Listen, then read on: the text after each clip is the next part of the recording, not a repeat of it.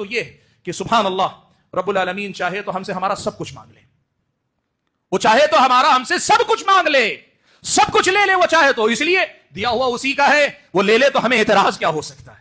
رب العالمین چاہے تو ہم سے ہمارا سب کچھ لے لے، لیکن سبحان اللہ اس رب کا کرم دیکھو، اس رب کا رحم دیکھو، اس نے ہم سے ہمارا سب کچھ کبھی نہیں مانگا، کہیں نہیں مانگا۔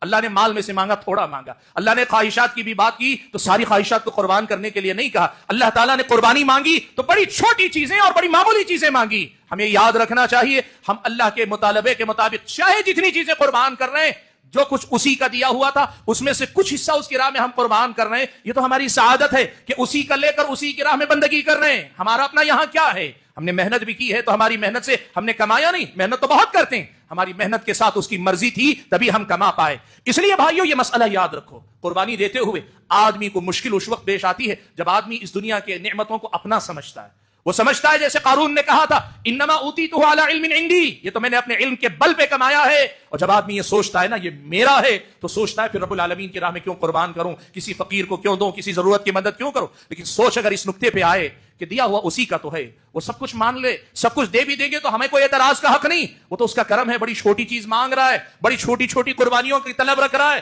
اگر یہ چیز میری اور آپ کی سمجھ میں آ جائے نا تو پھر اس بندگی کے کمال کی طرف سفر آسان ہو جائے گا، ہم قربانی دینے لگیں گے اللہ تعالیٰ کے بندوں۔